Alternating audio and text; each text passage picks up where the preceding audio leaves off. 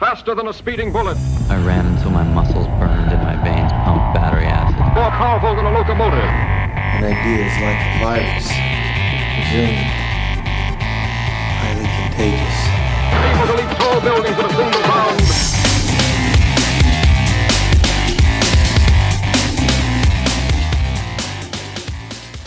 Hey guys, Jared Moon here from Into 3 Fitness, and welcome to the Better Humanology Podcast.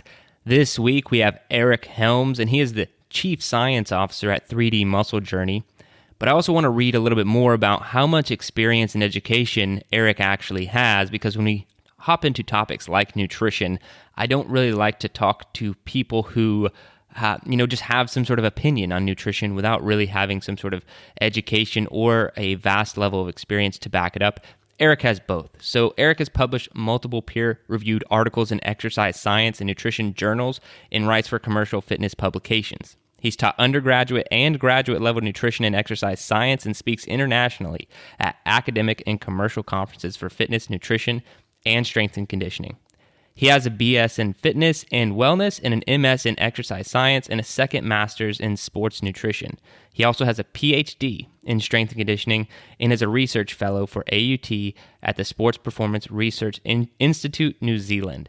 So Eric really knows what he's talking about, and today we discuss a lot of cool topics. We talk about recovery, we talk about powerlifting, we talk about bodybuilding, we talk about gaining muscle. Now, going back to the recovery, really cool topics that we get into recovery, because, I love talking about recovery. We don't just talk about some of those basics of, ice bath, which he talks about, whether or not you should actually be doing stuff like that. But he also talks about auto-regulation and, some more objective measures you can use to boost your own recovery. We also talk about muscle gain, which I think is, really, really important if you are wanting to do that. Some of the topics he dives into and the ways to go about it. So Eric, really smart dude. I had a lot of fun on this one. You guys are going to get a lot out of it. So here we are, without any further ado, Eric Helms. All right, Eric, welcome to the Better Humanology Podcast, man. I'm pumped to have you here today. It's an honor to be here. Thanks for having me. Yeah, it's going to be fun, man. But first, before we hop into anything else, we're going to start with some challenges. So how about a fitness challenge for everybody listening? So this is a fun one that I did back in the day when I was a younger, crazier bodybuilder. But we would take somewhere between our 10 to 12 RM on deadlifts and see if we could get 50 total reps across 4 sets. And whoever could do it first would win. So back in the day, we used to do this with 315. Caution that you may sacrifice form to the point where you get broken. So I don't know if this is something you want to actually try, but I just thought it'd be fun to bring up. Yeah, just throw it in there. That's awesome. I love the time element thrown in there. That would be challenging enough. I mean, that'd be a good workout as is, and you're like, okay, let's see who can do it first. That's awesome. Yeah. All right, man, how about a mental toughness challenge? Okay, mental toughness challenge. And this one is more about being honest with yourself. The next time you're in an argument with someone and you believe in your position, instead of trying to find a way to poke holes in the other person's argument, try to find a way that they could be right and present that to them and ask them, hey, is this what you mean? It's kind of the opposite of straw manning. It's called, steel manning. Nice. Something that Nick Tuminello, it's a concept I've heard before, but my friend Nick Tuminello brought it up and I really liked it. Yeah, and that's, just trying to keep an open mind, but also trying not to offend someone. What's the challenge in it? Yeah, I see the challenge in it, because you could just automatically disagree with someone. But I would like to just kind of maybe get some examples for. Do you use this tactic? I do. So it comes from the principle of charity, which is the idea that when you're in a debate or when you're talking to someone, you want to preserve the mutual idea of trying to find the best information. So what you do is you assume the strongest version of their argument, which is the exact opposite of what most of us do, where we assume the weakest so we can tear it down. So it's trying to put yourself in their shoes, see what points they may have, and go, all right, like let's say you're debating someone and they are staunchly pro ketogenic diet for everyone, no scenarios where that's not the case. You think about, all right, what are the times, or what would happen? Could there be benefits to if most people on the planet were going keto? Well, I guess that would mean they're actually paying attention to their diet, and they'd probably be higher protein. And then you present that to them. And then if they still are like, no, it's something else. Like this is then you might find that you were arguing against something that they didn't actually believe, or that perhaps your charitable version wasn't quite accurate, or that they might learn something from a different perspective. I think that that's really important, especially in the field, the health fitness industry, nutrition specifically, like you just mentioned. Like, people can get crazy, like it's their religion when it comes to nutrition. So I think that's a really good way for people to go about it. And I love that challenge. Thanks, man. All right. How about a book recommendation? So a book that I really liked at a time in my life where I was transitioning from being in high school as a kid and then joining the military. And after I got out of the military and tried to adult on my own, I read it twice, was The Alchemist by Paulo Coelho, which I thought is just a really good book that kind of turns the abyss of the future into something that could be a little more exciting about discovery and seeing it as an opportunity. And I don't know, gave me a lot of peace of mind and made me more just mindful of my awarenesses and my experiences. Awesome. How long were you in the military? Just one enlistment. I was in the Air Force for 4 years. Okay, cool. What'd you do? I was a translator. I was an Arabic translator. So that's awesome. That was good times. Yeah, it sounds like it was fun. All right, man. Well, let's get into your background a little bit. If you could tell everybody, you can take us back as far as you want, either into your training history or beyond that. Then bring us all the way up to today, what you're most passionate about working on, and also what you're doing on a daily basis. For sure. So I got bit by the quote unquote iron bug back in 2004. So this would have been when I was 21. And I was just at the tail end of my military career, as I just mentioned. And I was going through a pretty tough time in my life and just needed an outlet.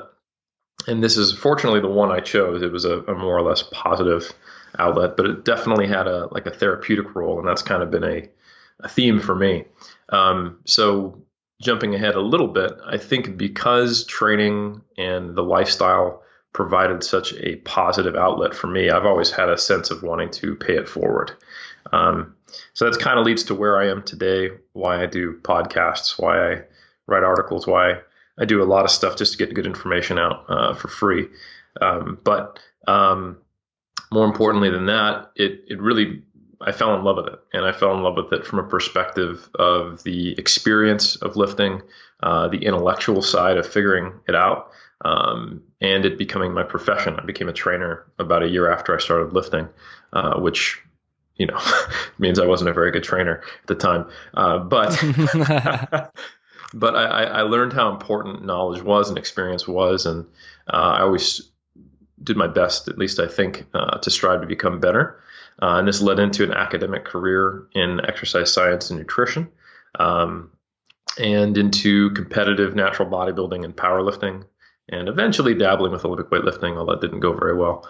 And all in all, now I'm really fortunate to have a lot of strong partnerships with people I consider family, with 3D Muscle Journey. That's myself and 4 others, where we provide a community and a source of information and inspiration to the drug-free lifting community. And I get to do things like review the latest science with Greg Nuckols and Mike Zerdos on strength training. And I get to write and travel and speak. So I feel very fortunate for where just my love of lifting heavy things has taken me. So that's kind of where I'm at today. What's currently going on? We're always trying to make 3DMJ's reach more helpful and then larger to make more positive impact. Same thing with mass. And I'm also writing the second edition of my Muscle and Strength Pyramids books. Those are probably going to come out end of this year, beginning of next. And here in Auckland, New Zealand, I'm a research fellow at AUT. This is where I completed my PhD. And I'm fortunate enough to now be part of the academic staff. I have a part-time role, primarily supervising master's and PhD students who are interested in things that I can help them with, basically. We've got a few studies and a few people starting their PhDs, so hopefully we'll be contributing more research to kind of the lifting community, if you will. So that's pretty much what's going on with me. That's very cool. How did you get involved? I mean, the chief science officer, how did that come along? Basically it was because I found that my unique talent, the reason that I'm this Avenger or whatever on the team, right? It was that I was the really, really super interested in science guy, and the guy who was willing to put in a lot of time reading and researching, and who enjoyed it. I think that should be an important part of any fitness professional or any professional in any field's time. At least staying engaged with what the current best practice is. But I think the amount of nerding that I was willing to do and enjoyed doing, and the time spent doing it, and just the hours clocked reading and hunting down, full texts, and the fact that I was happy to do a bachelor's and 2 masters and PhD just kind of indicates that was a good role that I fit into. Now I make sure that the rest of the coaches have the best knowledge at their fingertips, and that when we put out information, it is our best guess at what's currently true objectively as far as approaches for nutrition and training, mental outlook, psychology. And how much time would you say that you spend, like, weekly, monthly, just researching? Yeah, so a lot of it happens in the course of what I do, which is pretty cool. So as a student, that's something you're doing probably 20 hours a week on average, and then more at certain stages in your postgraduate period. So I started my undergraduate work in 2006, 2007, and I only finished my PhD last year. So it was about 20 hours a week on average for a decade. Prior to that, I had a couple years of just reading scientific-based training stuff. Not that I was great at always discerning what that was. I think without a certain level of training, it's easy to get caught up in pseudoscience and quackery. But so some independent study for a couple years, and then 10 years of largely directed through my schoolwork, but also my private time. And now, because I'm 1/3 of monthly applications in Strength Sport as far as the reviewers, that's mass. Every month I write 2 articles based on recent research that was published, and then I do 1 video topic that's kind of more broad on a collection of data or a concept. So that kind of keeps that similar amount of awareness and in-depth engagement with the research, because I also peer review Greg's work and I peer review Mike's work, and we peer review each other. So I'm essentially looking at 7 pieces of research and 2 broader topics each month. And then we're also figuring out which articles didn't quite make the cut. And then in the process of writing one of those articles, it might be about this one study on, let's say, protein intake, but I have to read a lot of other studies on protein intake to see how it fits in with the broader scheme. So I think that's kept a similar amount of engagement with the research that I'm doing now, which is a really nice way to produce usable content for others and also stay up on my own skill set to make sure I'm good at what I'm doing. Now I'm going to move to a very broad and probably difficult question to answer, but you've been, I think you said, training since 2004 it was? Yeah. So a lot of training under your belt, nearly coming up on 15 years, and a ton of academia in that time frame too, and a lot of research. What are some of the biggest maybe mental shifts you made from, like, learning stuff, training more in the trenches to, like, okay, that's not a real thing, like, let's see what the science says, research, like, what kind of mental shifts have you had over the last decade and a half, on this journey? Because it really sounds like a very interesting way to start. You didn't start, going for a PhD and then kind of get into things later. It was like one thing led to another. So I'd be really interested to hear, if anything at all. I know it's a very broad question, but take it wherever you'd like. It's a good question, though. And I think I'm fortunate that I competed in powerlifting and bodybuilding for a couple seasons before I actually started on my, like, exercise science specific coursework in 2009. So I was a meathead before I was a bro scientist, if you will. So, and I'm fortunate for that, because I think I came into it with this bright-eyed, bushy-tailed, like, let's try everything. Let's read the Encyclopedia of Modern Bodybuilding by Arnold Schwarzenegger. Let's try this online article. Let's read T Nation. Let's do all this stuff. And I was always interested in doing it right, but very logically. And I think there's nothing wrong with this. My first thought was, well, I'll see what some of the greats in this field did, and I'll kind of emulate some of the current athletes or some of the well-known coaches or writers or whatever. And I think seeing that that just hard work, passion, and having any structure was highly effective. Like I put on the standard, however much a 6-foot guy normally puts on of muscle, 20 to 30 pounds somewhere in 2 years. Maybe not, that's not standard, but I was able to make some pretty damn good gains in a couple years. And that kind of showed me like that's really what matters initially before I started getting bogged down in research. And if you look at individuals who come at it from a very scientific based perspective, which don't get me wrong, I think it's great that that happens now. There are people who fully come up immersed in like the quote unquote evidence based or science based fitness community now. And that really wasn't a thing. It was such a small pocket of the fitness space when I was coming up that the likelihood of that happening was quite low. But now there's people who their first training book might be something with a very kind of scientific focus, which is just mind blowing to me. That's super cool. And there's university courses on bodybuilding, like what is that, So it's been cool to see that, or not cool, but I think it's been eye opening to see that if you come at it from a purely academic perspective, sometimes you put limitations or sometimes you misapply science before you really understand what it is. So I think coming at it from the experiential and the academic realm, I've come to see what the limits of both are.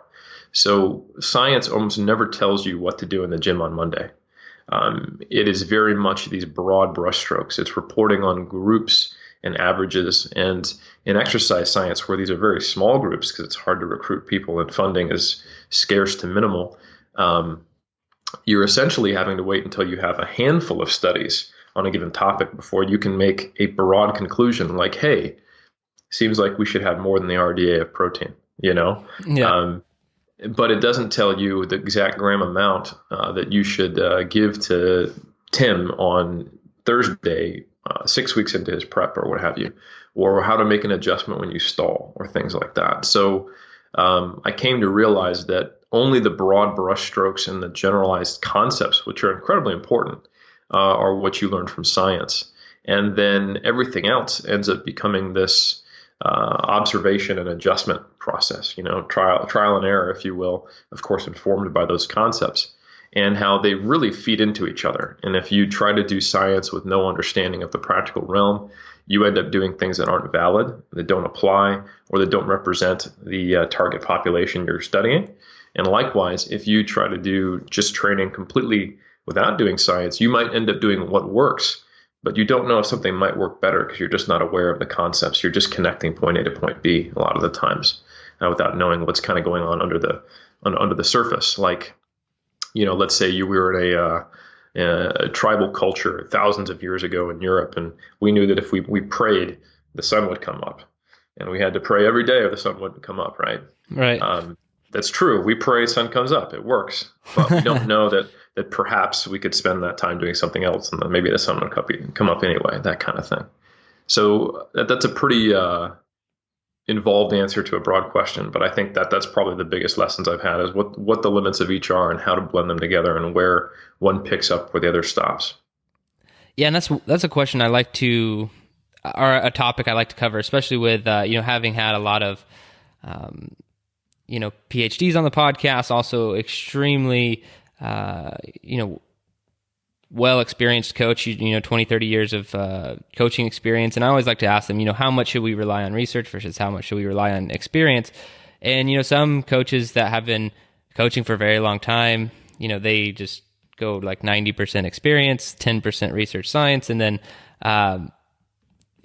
sometimes it's about 50-50. Like, where do you think a coach should kind of, I'm talking about a coach with good experience, 15, 20 years of experience. Like, where do you think that they should be relying more on, new research coming out, or like, hey, you know what, I've seen this work 100 times, 1,000 times.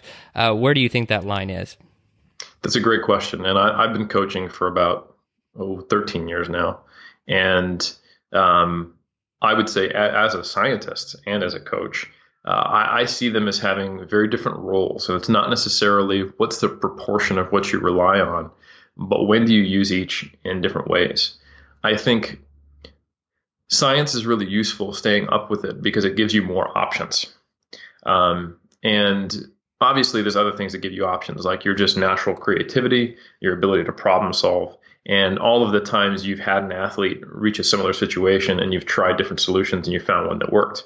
And I think that builds your repertoire of like cards you can play. Like, like if it's Magic the Gathering, like, that nerdy card game where you fight each other, the bigger deck you have, the more of a threat you can be because you have more options. I think that is the value of incorporating both. And the benefit of science is that your creativity can also be directed towards what's more likely to work. If you're creative but you don't have any understanding of the foundations, you might do some pretty fun stuff, but you might do some stuff that could be detrimental or just not very useful or goes counter to the actual goal. So you have to have that really basic principle knowledge, understanding things like overload, energy balance, etc. So I think for me, my day-to-day coaching is almost never informed by science directly. Like, it's not like, I get a contact from one of my clients and then I have to write like a reference and a name next to my adjustment Right. to their training, right? But I will very frequently think about what do we currently know in the area of broadly, like injury or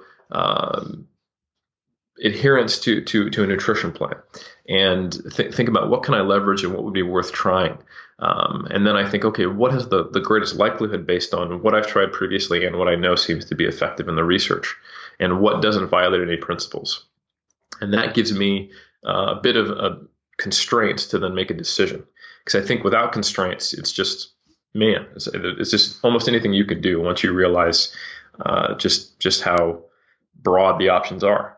So I see it as not necessarily a proportion, but what informs what and what is the general role of each. So big picture concepts, an initial plan when someone comes to you without any background training to look at. And then the day-to-day stuff is completely experience-based or just based on what's happened in the last few weeks and your relationship with that client and what you've seen and what they need to get done. Awesome. I think that's a great answer. You use them at different times for when you need them, and that probably is the best way to go about it. So tell me a little bit more about your programs. You said you're currently working on a few new books. Is that right? Yeah. So I wrote the Muscle and Strength Pyramids with my co-authors, Andrea Valdez and Andy Morgan, back in late 2015. And those are actually based on two YouTube series I did, one that was 2012, 2013 on nutrition, and the one that I made in 2015. And these are basically, they're pyramids because it's a hierarchy.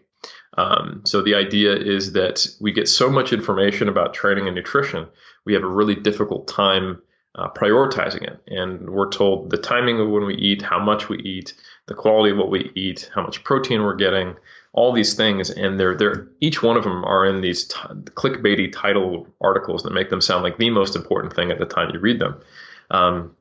But everything can't be maximally important all the time.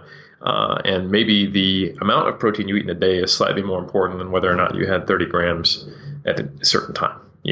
And that it's basically just a science-driven guide to providing priorities and then setting up your nutrition through the order of priorities, starting with big things like energy balance, moving on to macronutrients and then micronutrients and then timing. And then finally, if you even really want to, considering supplementation, and then thinking about the overarching theme of behavior and lifestyle.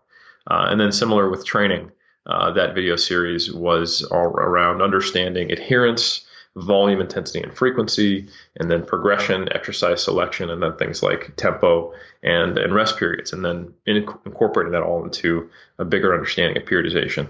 So those two video series, I got approached by both Andy and Andrea saying, hey, we should make these into ebooks. And then I said, hey, let's combine forces here. And the three of us got together and put those out in 2015. They did really well. We were very, very pleased. They got such penetration. And now we're really excited to be releasing about 3 years later the second edition. So, yeah. That's awesome. And I would love to hear your thoughts, going back to nutrition, bodybuilding. What are your thoughts? You mentioned early on in the podcast of ketogenic diets and nutrition for bodybuilding versus, more standard approach. What are your thoughts on that? Yeah, I think the big picture concepts one needs to understand for nutrition are that energy balance is really going to dictate whether you're going to lose mass. Not that you can't lose fat and gain muscle at the same time, but especially when I'm talking to bodybuilders, they're at a point where they're probably not so high in body fat that they can do that. And they've also reached such a high level of development already that they really want to stack the chips in their favor when they are trying to gain muscle. So it probably makes sense to leverage being in a slight surplus or an appropriate deficit for either phases of gaining or cutting. And then beyond that, if we look at all the data out there and all the various types of people who've gotten success in bodybuilding, we see that the one commonality is a relatively high protein diet. I would say the research would suggest at least 0.7 grams per pound, which is about 1.6 grams per kg. And after that, you get a lot of flexibility. So there are people who do just fine with ketogenic approaches. There are people who do very poorly with them and do much better with higher carbohydrate diets. I think very low carbohydrate diets, ketogenic diets, on average, are probably not appropriate for most bodybuilders. If we look at the spectrum of research, we see that performance is often maintained if we're talking about lifting, which makes sense. It's not a whole lot of energy expenditure. It's not like trying to run a marathon. Mm-hmm. Guys are popping goo in the middle of the race and stuff like that. So it's low total energy expenditure. It's glycogen dependent, which is we're starting to understand not just totally depleted if you go keto. It's maintained to a reasonable degree. And bodybuilding training and powerlifting training is not that glycogen depleting in the first place. And it certainly seems to help, at least for an initial period, with reducing hunger a little bit. There seems to be an independent effect of being on a higher protein than just your protein going up, which often happens on a ketogenic diet. So sometimes people will just spontaneously get leaner because they're eating less. But it's also not great for muscle gain. There's been a consistent finding in the research that people either kind of have a halt to muscle gain when they go even on ad libitum, like eat as much as you want ketogenic diets, or they actually see muscle loss or lean mass losses. And we don't have great studies on discerning what the reasons for that are, but there are some potential mechanistic reasons. But I think overall, it's probably a good idea to have an appropriate amount of carbohydrates given you're an anaerobic strength-based athlete. So I typically say, hey, don't go below 1 gram per kg, half a gram per pound. And especially if you're trying to put on muscle mass, you're going to need to leverage some carbohydrates most likely. So but beyond that, you get a lot of flexibility. And there's some other things you should think about, like distributing protein evenly across your meals for the day, probably having some protein around training, and then, making sure that you have a good mix of single item ingredient foods that are largely micronutrient dense, fruits, vegetables, but then also don't be so restricted that that can cause issues with your relationship with food. So, still feel like you have your adult card. And if you want to have some candy or something, do it every once in a while. No big deal. Now, going back to energy balance, I think that's very important, especially depending on your goals, different phases you might want to roll in and out of. But can we talk about maybe how to get the most accurate measure of energy balance for an individual? How you would go about it? That's a good question. And I think it comes down to, there's this push and pull of accuracy versus, I might even say sanity. So when you have goals similar to a bodybuilder, like let's say you want to ensure that you're in a surplus, you're actually gaining weight at some rate to make sure that you're actually putting on muscle, or conversely, a much more extreme goal, you are trying to maintain as much muscle mass as possible while getting down to only essential levels of body fat to get on stage. You're going to starve yourself for 6 months to look your best and somehow manage to lift weights during that period. That's when you have to leverage more accuracy. Because if you were to just kind of adopt quote unquote healthy habits and do what a lot of trainers might recommend to the everyday client, which I think is great, about educating them with nutrition, et cetera, you probably would maintain a athletic physique. But if you tried to push further, you would get pushed back and you would be intensely hungry, lethargic, and you would experience, relative energy deficiency syndrome. You would have all of the things that us bodybuilders get to experience on the way down to being shredded. And the only way to overcome that is to ignore your hunger signals and work around them and force yourself to get into the condition you need to be competitive. So that's when it requires you to be incredibly precise and accurate. So only in the case where you truly do need to be tracking your nutrition and weighing your body and all that stuff, because there is a cost to that, ignoring your hunger signals is typically not a good idea. That's when you probably want to take a few weeks, get on the scale on a regular basis, at least 3 times per week, get an average, weigh in when you're after you use the toilet, before you eat or drink anything, first thing in the morning, get an average, and look at your average change in body weight over a couple weeks, and then also track your nutrition using a food scale when possible, estimating as best you can when you eat out. And if you're a bodybuilder, that's probably not too frequent. And then chucking that on the food scale, chucking it into something like MyFitnessPal or some other tracking account, and then looking at the relationship between the two. So if your body weight has gone down over that 2-week period, you know you're in a deficit. If it's gone up, you know you're in a surplus. And then you can start making adjustments to put yourself into an appropriate energy intake for your goals. And the goal should be probably to lose between about 0.5 to 1% of your body weight per week on average. You might track that over 2 to 3 weeks when you're trying to maintain muscle mass while losing body fat. And consequently, when you're trying to put on muscle mass, it's like that amount, but per month, at least if you're a natural lifter, where once you've decided I'm a competitive bodybuilder, you probably have a fair amount of your genetic potential's muscle mass on you. There's more to gain, of course. There's a difference between, world champion bodybuilder and a amateur bodybuilder, but you can't expect to be putting on muscle mass really quickly without just putting on a lot of body fat. So that process is kind of like watching paint dry for a natural lifter. And what about if you want to gain some muscle mass, but that's the main goal, but you also want some athletic performance? Like maybe you needed to gain some weight for sport, something like that. What would you recommend someone do? Yeah, I think that's where you start to really have to think about balancing the weight room activities with what you're doing for your sport-specific training. And then instead of the mindset that a bodybuilder would have of what's the most volume I could pump through the system while still recovering, which is a very common perspective. Like I need to do either the highest intensity to failure or the most volume, maybe short of failure. It's kind of 2 different paradigms, and they both seem to work. But regardless, there's a very high training stress level if we were going to talk about the aggregate combination of volume and intensity. And then what's the best way to organize that? How do I recover? And then I'm going to push that to the nth degree. That's the bodybuilding mindset. And that would optimize hypertrophy. However, training like that, when you also have to, pitch a game or have a contact sport, or you have to be fresh and ready to move laterally, all these things, you probably don't want to be pulling heavy deadlifts on a Friday then playing a game on Saturday. That just doesn't make any sense.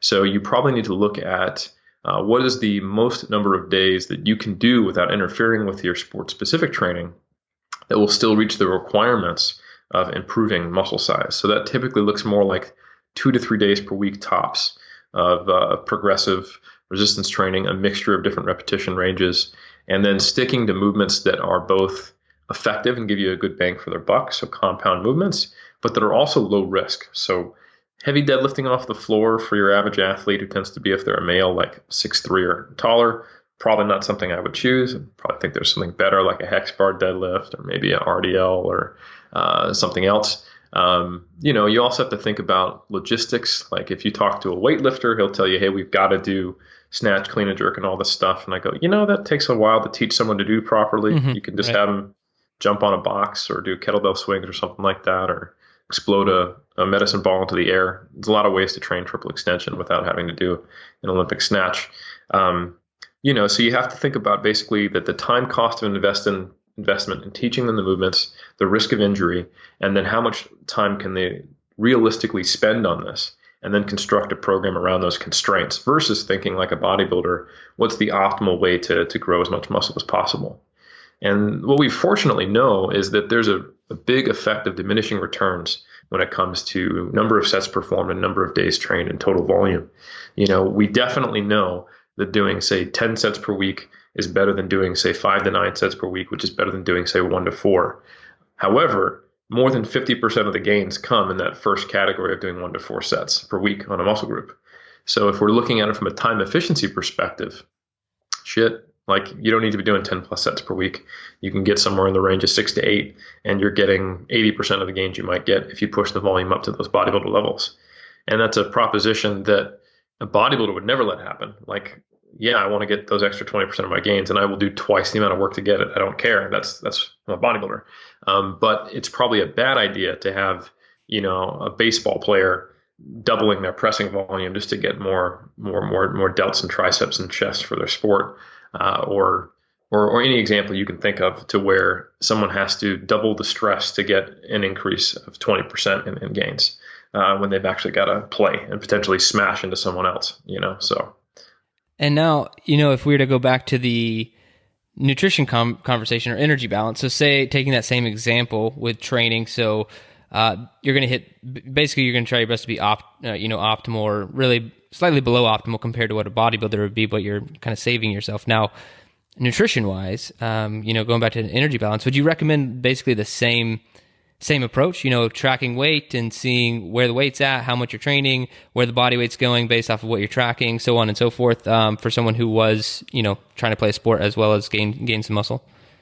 I think you have to be aware of the cost. Like every season that a bodybuilder diets down to stage condition, they're struggling with disordered eating, and that's just a biological consequence. Even if they have a great relationship with food, they get so food focused and hungry just from being that lean, that transitioning back to normal eating is something that has to come in stages, often doesn't go very well, and they're often not very happy with themselves in the process. And that's why bodybuilding is such a hard sport, and definitely not recommended for everyone.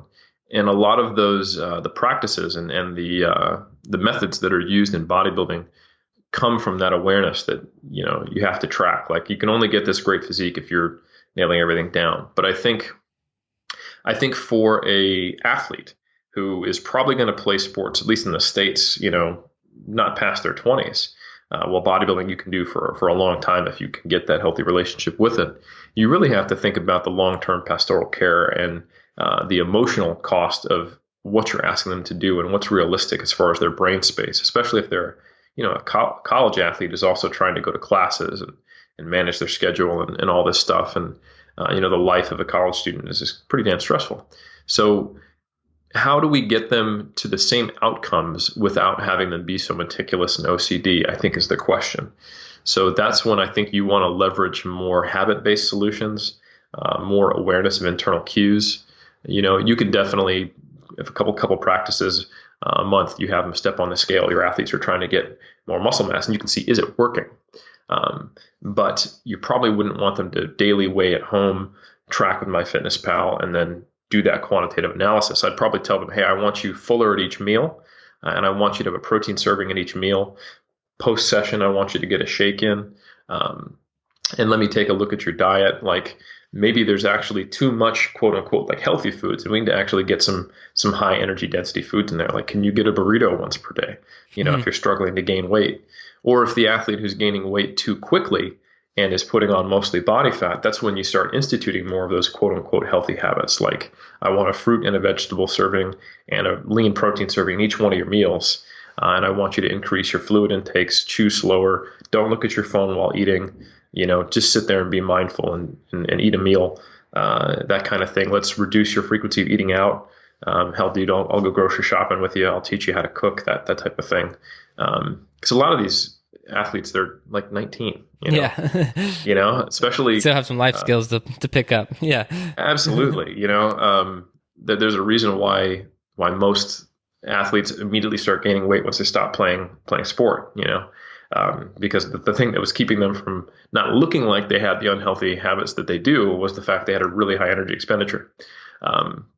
So I think giving them some of those basic life skills around cooking and preparing meals and shopping and knowing what foods contain protein, what foods contain carbohydrate, what foods contain fat can be really, really helpful. And you have to kind of be willing to go through that process, where with someone who comes to you and says, hey, I'm a bodybuilder, you have an assumption that they already know that stuff. If a bodybuilder doesn't know what foods have protein in them and they're competing in bodybuilding, show them to me. I've never met that person before, So there's a much different level. There's a very different starting point, and therefore a different approach you would take. And now, one of the last topics I wanted to cover was just recovery in general. I think it's important, and no matter how you train, what you're doing, what are some of the most important points you have found or hit on, researched in the recovery world that could help, gain more muscle mass, be more anabolic, whatever the case is? Like, what have you found? Yeah, so recovery is an interesting one because it's intimately tied to the stress of your training. So my research specifically for my PhD was looking at autoregulation, which is more about trying to match training stress to your current recovery status than it is trying to use recovery methods or modalities. Although we can get into that a little bit, even though it's not my area of expertise. So with autoregulation, the idea is that you're giving the athlete some tools to match what they're capable of today with what they're actually doing, which is good psychologically. It's good from a behavioral standpoint. Like, it gives them more competence, more autonomy, all the things that make self-efficacious athletes successful. So for example, having them be aware of how many repetitions in reserve they have at the end of a set, how close to failure they are, is really useful, because then they can be more aware of when they're pushing it farther than intended or not hard enough. And in a team setting, you can get feedback from velocity or just the coach's eye to tell them, yeah, you could have done 2 more. And they're like, oh, I thought I could have done only 1 more. Like, great, we can take that a little harder next week, or et cetera, however that fits in. Other things that I like to use are flexible nonlinear periodization, which really is useful when you're doing resistance training for athletes, where they might only be lifting 2 or 3 times per week, when you can decide whether or not you're going to have the hard and the moderate or the easy day, or whatever kind of setup you have, based on how they feel coming into the session. So you get a 1 to 10 rating after they've done their warm-up, after they've had caffeine if they're going to have it, or whatever, all the stuff they're going to do. Once they're ready to go, but not going yet, 1 to 10, how do you feel today? 10, you expect PRs and you're going to crush it. 1, you really just wish you could go back to sleep and cry. And depending on where they are along that scale, you can go, you know what, probably today's not the day to crush them. It might be better to do something moderate or light. I think that's a very useful tool in a team setting. There's many others. There's regulating your volume with RPE. There is auto-regulated exercise selection in a hypertrophy phase. Kind of the idea that whether you would do a dumbbell row or a barbell row or a hammer strength row, when the goal is just to put on muscle mass, it doesn't really matter so long as you perform the exercise right. So why don't I let you select which one you want to do? And that seems to result in better outcomes in trained lifters. They make choices they can feel better, that maybe don't bother their elbow as much, that might be a little more motivating for them, etc. So allowing athletes to make choices that can't hurt them. So you give them choice, but you limit it within the constraints of what you're happy with as a coach. Giving them options based on the recovery status, and then matching the load to repetitions in reserve or RPE, which is the inverse of that. Those are all really useful ways to ensure that the training stress matches their current recovery status.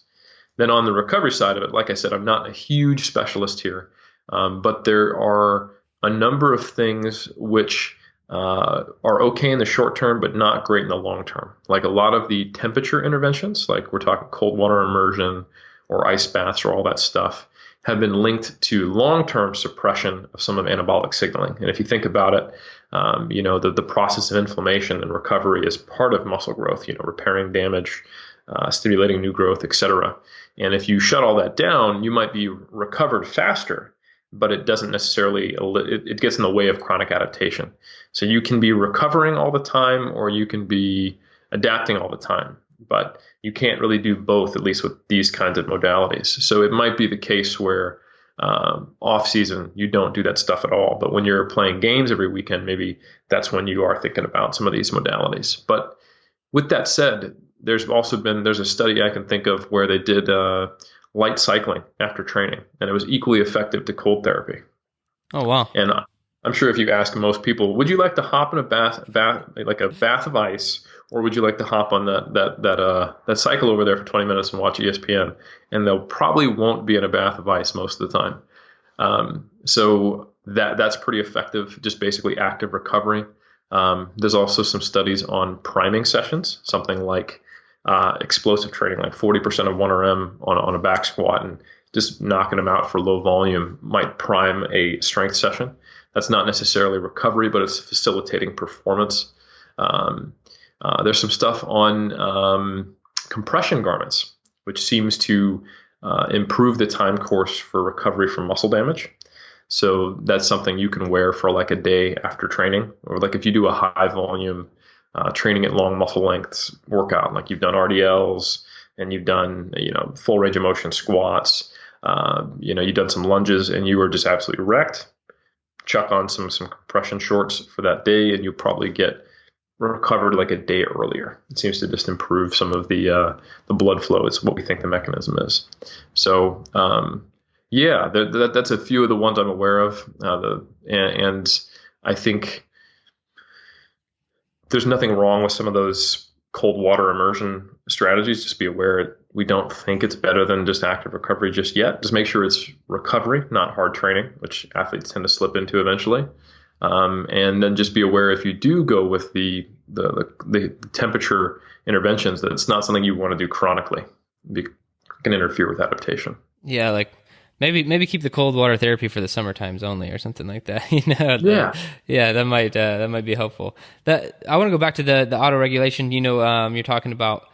I just want to know, based off of maybe what you've seen, do you think that it takes a certain level of experience of trainee, to be like, hey, how do you feel today, on a scale of 1 to 10? Like, do you recommend implementing something like that after so many years of training, or do you think, hey, every human should be able to at least assess how they're feeling in any given day? Yeah, it depends on the rating scale and what you use it for. One consistent finding in the research on using RPE as a surrogate for repetitions and reserve. So this is the resistance training specific RPE scale, where a 10 RPE means I couldn't have done, 2.5 pounds more. I couldn't have done one more rep. 9 means I could have taken that same weight for one more rep. And 8 is 2, 7 is 3, on downward. That scale is specifically more effective in trained lifters, which makes sense. They've had time to train to failure. They kind of know where that is. And the more training experience, the more accurate it becomes. And when you start talking about highly trained lifters, people who competed in powerlifting or bodybuilding, it's really accurate. We're talking within a rep or two at most. So I think that is evidence that if you take someone who's relatively new to lifting, or relatively new to lifting that's challenging them and pushing them close to failure, which wouldn't always be appropriate, then you probably want to have them just track it and then give them feedback as a coach. And then once your ratings and their ratings line up more, and some other things you can have them do if they're training and you're not observing them, is record the video and then look at it, because that can give them a little more objective. Oh, the bar speed actually wasn't that slow. I was just tired. That can give them more feedback over time. And then once they can really prove that they're pretty accurate, like, they say, I'm going to do an AMRAP to as many reps as possible with 80%. And they think they hit failure, they just try to keep going, and if they can get more, then okay, they're not quite there yet. And then once they've demonstrated that they are accurate, that can be a very useful tool in training from that point on. As far as the other scales, I think they're effective once you get a baseline. So for example, just ask them, how are you doing on 1 to 10? There are some athletes that I've seen, I've done research on this, where we ask them a 1 to 10 readiness at the start of each session. And some people always say something like an 8, and a 7, although on the scale objectively says they're ready to perform, that's worse for them than normal. They're just a really positive person. They really like to train. They love the environment. Some people are just, those lovely people to have in your life who they might have gotten to a car accident and had their wallet stolen. They'll come in and be like, hey man, how's it going today? Right. Other people are just constantly miserable, and I think it's just important to modify the scale to that. If someone always walks in and says a 3, a 5 is great, and if someone always walks in and says a 7, you're probably not going to go for that really hard workout unless they're saying a 9 or a 10. So it's good to get like a baseline for each person before you use those more subjective scales. The difference between the RPE scale based on repetitions and reserve and the original Borg RPE is that they have a subjective versus objective scoring system, even though they're rated subjectively, right? Mm-hmm. So if you take a well-trained person who knows what it feels like to be 0, 1, or 2 reps from failure, they're going to be much better at subjectively rating whether they're 0, 1, or 2 reps from failure. But if you give someone a Borg scale who's never lifted before, maybe they even have lifted before, and it says extremely hard, they're going to compare that to something else in their life that they see as extremely hard. And a 3-rep max on squats is hard, but it might have not compared to when they used to run triathlons, you know? So it might be a 7. And you're like, how could it be a 7? You could not have done a 4th rep. Like, that's the hardest it could be within the confines of that. And he goes, yeah, but it was, the grand scheme of things, it was easy. So if you don't have that kind of anchoring or that baseline, you can get data that's not valid, I guess is the best way to put it.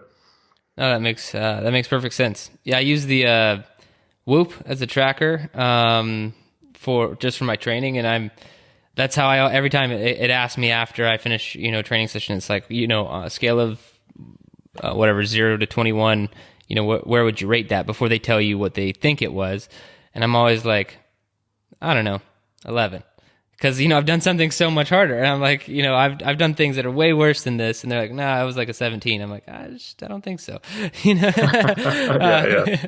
But no, I fully get that. And I think that's really good information, man. I could pick your brain for a long time, but I'm gonna hop to the quick fire questions of the show. Are you ready? I'm ready. All right. What's the hardest workout you've ever done?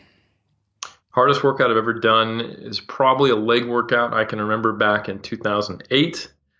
We did squats, deadlifts, and lunges, and then leg extension and leg curls. And this was back when I thought I had to train every set to failure. I did throw up. I did require emotional support, and I was sore well into the week following. And I knew better too, but I did it anyway. That's awesome. All right. In your opinion, what's the best activity for building mental toughness?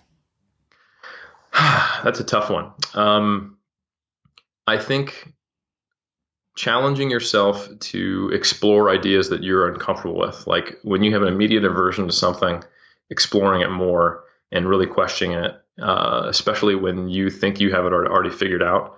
That's something I've had to do in science. Like being as a protein researcher, I came to the table with a protein bias because I was a bodybuilder. Like it's got to be higher protein better. And so every time I see some study that has low protein being just as good as high, I try to figure out why it's wrong instead of trying to reassess my biases. So that mental toughness, quote unquote, I think is a really, really good thing to try to do on a regular basis, is question your biases, kill your ego. Awesome. All right. If you could only have one piece of equipment to train with for the rest of your life, what would it be? Barbell. Awesome. All right, man. The question of the show: what is the best advice you have for becoming a better human? This is 100% open-ended. This is a very easy question for me. I think pay it forward. Do something as many days as you can. I would say every day, but I don't know if it's realistic, to try to put out something helpful to other people. Do something positive. I've been at times in my life depressed. I've been at times in my life very anxious. And what always makes me feel better is when I go out and do not necessarily a random act of kindness, but helping someone else or reaching out to someone else, putting myself in their shoes, because you get so wrapped up, in depression or obsession or anxiety. I think you don't realize it, but it's actually a very selfish life perspective. Not that you're wrong or for being selfish, but you get so wrapped up into your own experience that it closes off other possible views of the world or views of your current situation or comparisons, And I tell you what, going out and, volunteering, donating money, doing some pro bono work in whatever field you do, reaching out to friends and seeing how they're doing when you are feeling like crap, it works wonders. And not to mention, it's making the world objectively but non-quantifiably better every time you do that. So I think that is super critical, and it's made a huge positive impact in my life. I'm in complete agreement. That's awesome. All right, now I know people are going to want to learn more and check out a lot of your work. So what's the best place for people to do that? Yeah, so the one-stop shop that you can find links to most of the stuff we've talked about through this interview is 3dmusclejourney.com. That's the number 3, the letter D, then musclejourney.com. That's where you can find our podcast, our blog posts, links to our courses at the 3DMJ Vault, and that's all really useful for lifters in general, both recreational and competitive bodybuilders and strength athletes. And then also there's links from there to the Muscle and Strength Pyramids, my books, and monthly applications in strength sport, our research review. And then if you want some more kind of everyday fun but still informative content, you can follow me on Instagram at Helms3DMJ. Awesome. Well, man, I really appreciate you being on the show. It's been a blast. Thank you so much for your time. My pleasure. Thanks for having me.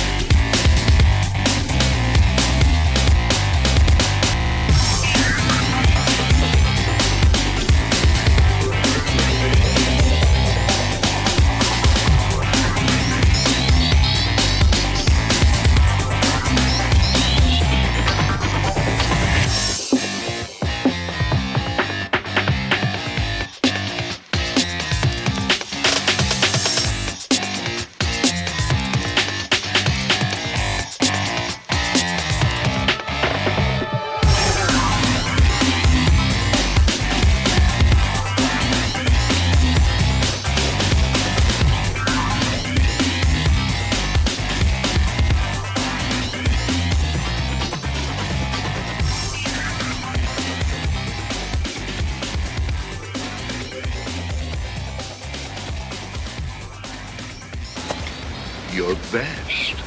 Losers always whine about their best.